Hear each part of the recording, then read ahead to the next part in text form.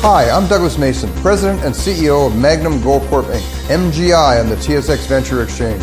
A 2015 drill program on the LH property intersected high-grade gold, including 16.9 meters of 13.58 grams and 11 meters of 20.66 grams per ton gold. A follow-up drill program is planned to further evaluate previously identified subsurface high-grade gold mineralization. Please visit our website at magnumgoldcorp.com. You're listening to HowStreet.com radio, available online at TalkDigitalNetwork.com. Welcome to HowStreet.com radio, the online source for market opinions. Here is Jim Goddard. My guest is James Corbett, publisher of the Corbett Report and editorial writer for the International Forecaster. He's speaking to us from Japan, where he has worked and lived since 2004. And James has picked himself off his sick bed to talk to us, so we really appreciate your time. I appreciate you having me on, as usual, even if I'm not 100%. I'll give it my all. James, President Trump has called off the summit meeting with North Korea's leader. What do you make of that? I think I make of it about as much as I've made of this summit and its announcement ever since the beginning, which is that I still will continue to believe it when I see it and when something actually happens or doesn't happen. Just because this letter has been sent off doesn't even necessarily mean that the summit is necessarily canceled or is necessarily going to be canceled for good. It just means it's not likely to happen on June 12th or whenever it was originally scheduled for. So again, we'll have to see how this continues to play out, because this is obviously part of the negotiations themselves. It's the negotiations about the negotiations. At any rate, of course, this is not a good step forward, and it doesn't portend anything particularly spectacular in terms of breakthroughs in relationships, but I don't think it means the end of any type of negotiations, and I think the latest breaking word is that Kim Jong-un has signaled that he is still willing to meet Trump at any time and in any way after the announcement was made. So again, it remains up in the air whether it's completely called off or whether it will proceed in some manner and what will result of all of this. So again, I think the only reasonable response to any of this is, well, believe it when we'll see it. South Korea has expressed disappointment with the cancellation or perhaps the postponement of this meeting, and they don't understand why there's a problem. They thought they were making good progress. Were they? There were certainly, obviously. I mean, just the meeting of the two leaders and the well-publicized images we all saw of them stepping across the lines of the DMZ. Obviously, that is a huge step, and that's a pretty monumental thing, whether or not the U.S.-North Korea summit takes place or not. So there have been some steps forward on that front, but then we've seen some very much steps backward on other fronts, like, for example, the joint U.S.-South Korean military exercises that were being held earlier this month, that were essentially simulations of invasions of the Korean Peninsula, including using nuclear warhead-capable bombers, dropping dummy munitions on the Korean Peninsula. Obviously, North Korea is going to react to that with anger, as they have every single time that those exercises are performed. And they did so this time, and that will cause North Korea to cancel some meetings with South Korea. So I don't think South Korea can play completely blameless in all of this. I think they've participated in some of the aggravation that's going on, although some of that is obviously coming from Bolton and Pence and others in the Trump administration.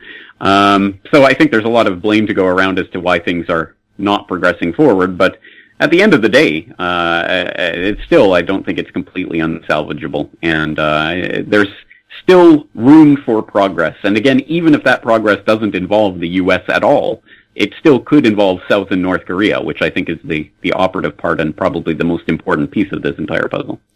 We'll have more with James Corbett right after the break. MGX Minerals is revolutionizing the new energy economy with patented lithium extraction technology, replacing traditional solar evaporation using low-cost, low-energy nanofiltration. The first system of this paradigm shift technology is currently being commissioned. MGX Minerals trades on the CSE, symbol XMG, the OTCQB, symbol MGXMF, and Frankfurt, symbol 1MG. For more information, visit our website, mgxminerals.com.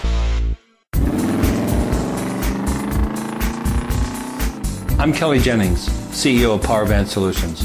PowerBand is a cloud-based provider of auction, inventory, and finance solutions that make buying, selling, and financing vehicles more efficient. PowerBand Solutions trades on the TSX Venture Exchange symbol PBX. For more information, please visit us at powerbandsolutions.com. Welcome back. We're chatting with James Corbett. James, is the China-U.S. trade war off, on, or somewhere in the middle? China just announced it was going to cut its tariff on imported cars from 25% to 15%. Is that enough of an olive branch for the U.S.? Well, that remains to be seen, but at any rate, the trade war has been called off in some manner. We don't know exactly what the specifics of that are yet, but they've sort of agreed to some sort of détente in this growing, escalating tit-for-tat of tariffs that we've seen going on recently.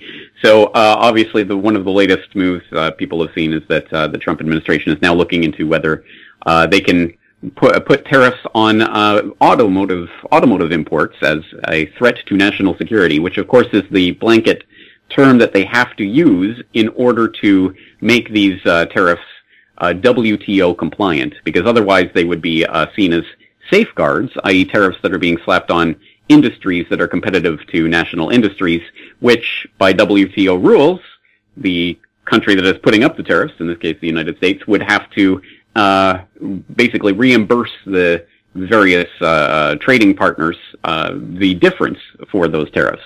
So if they can claim it as national security, then they can get around that. And we see that playing out, in fact, right now in terms of the EU, the Japan, Russia, some other countries are all, Turkey, I believe, are all suing the United States under the WTO rules.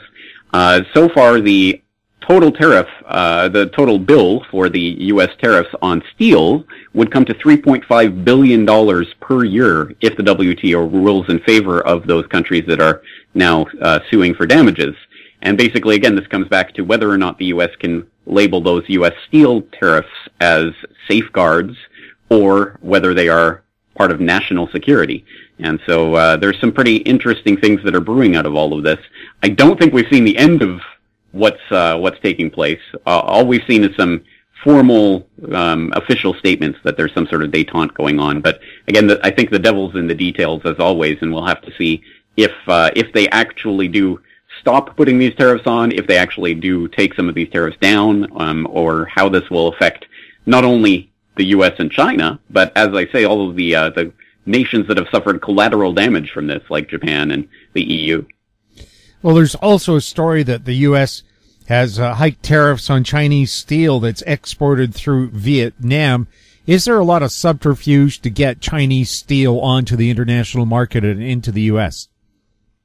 Well, I think that the Chinese have long made use of any loophole or any way that they can to attempt to make their trade imbalance look less like a trade imbalance. I don't think trade imbalance is fundamentally a bad thing, but obviously it's a black eye in the PR department, as it were, for the trade hawks in the Trump administration who take a very close look at that. So I think importing through Vietnam as a kind of proxy and things like that has been going on, and we're starting to see some of those tricks coming to light as a result of all of this. So it's again, I don't think this is anything particularly new. It's just that these now that these practices are under more scrutiny, I think people are starting to become more generally aware of them.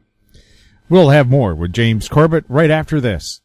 Vadic Ventures Corp. is a potash exploration company focused on the Korat Basin in Thailand, the world's largest undeveloped potash resource. Vadic's management has extensive potash exploration and development experience in Thailand. Vadic will have marketing advantage compared to Western producers. Drill program commences this spring. Vadic trades on the TSX Venture, symbol VCV, and on Frankfurt, symbol V8V2. Visit our website, vadicventures.com. Don't miss out. Stay informed. Receive the HowStreet.com weekly recap with thought-provoking podcasts, radio, and articles delivered to your inbox. Sign up for the HowStreet.com weekly recap on our homepage at HowStreet.com. Welcome back. We're speaking with James Corbett. James, the Kobe steel scandal where they were selling steel that did not meet the standards or the standards that they claimed to be meeting, is that still ongoing? Oh, it certainly is. In fact, the latest headline is that Japan's Kobe Steel is facing a criminal investigation. So now the Metropolitan Police Department and the Public Prosecutor's Office have launched a joint probe to clarify the data tampering that took place under the Unfair Competition Prevention Act. So things are getting legal here, as I'm sure we all expected they were going to, but now it's a formal government probe, and the authorities are getting in on the matter. So yes, this is still an ongoing thing, and I think partly, obviously, this is to seek actual sort of justice for what took place there, but I think partly this is also to reassure investors and the world at large that Japan Inc. is still safe, and don't worry, the authorities are there, and they'll get to the bottom of this, and they'll eventually right all the wrongs. Is Kobe the only Japanese steel company that was found to be selling faulty steel? As far as I know, that's the only one that I've seen in the headlines, at any rate. And I'm sure that this is probably not a practice that is confined to Kobe Steel, but at this point, this is what it is. And we'll see if the probe, the investigation, perhaps uncovers more of these types of practices as an industry-wide phenomenon, but I wouldn't hold my breath on that. I'm assuming that Kobe Steel is going to be held out as a sacrificial lamb on this, and it's going to be swept under the rug as quickly as possible. How extensively was their faulty steel used? I don't have the latest figures on that, but I do know that, interestingly enough, Kobe Steel last month was reporting higher than expected profits of $578 million. So apparently it hasn't necessarily affected their sales, which is mind-boggling enough. But at any rate, I believe the estimates of the number of cases in which data tampering was used was something in the order of 500 to 600 cases, individual cases of that happening. So it has affected, I know, a number of different industries, including the automotive, the airplane, and even the rail industries.